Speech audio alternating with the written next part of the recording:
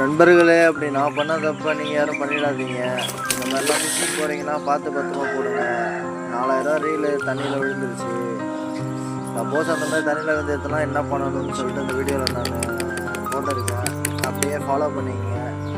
பார்த்து சேனலுக்கு சப்போர்ட் பண்ணுங்கள், சப்ஸ்கிரைப் பண்ணுங்கள், ஷேர் பண்ணுங்கள், லைக் பண்ணுங்கள். இப்படியும் ப்ராப்ளம்லாம் வரும் நண்பர்களே. 4000 ரீலு இப்போ எந்த சமயத்தில் ப்ராப்ளம் வைக்கணும்னு தெரில.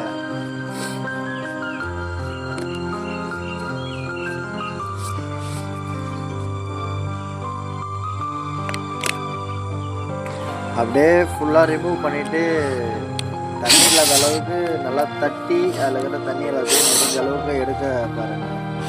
அப்படி எடுத்துட்டாலே ஓரளவுக்கு உள்ள தண்ணி இருக்காது.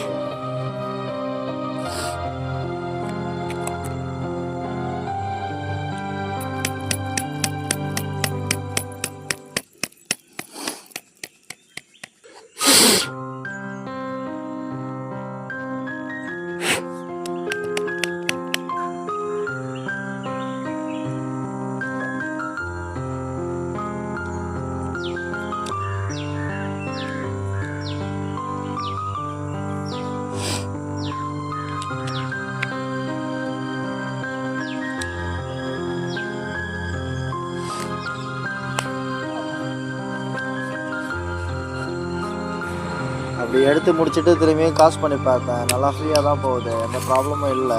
ஒரு 2 நாள் 3 நாள் எப்படி இருக்குன்னு தெரியல. இதுக்கப்புறம் யூஸ் பண்ணி பார்த்தா தான் தெரியும் நண்பர்களே.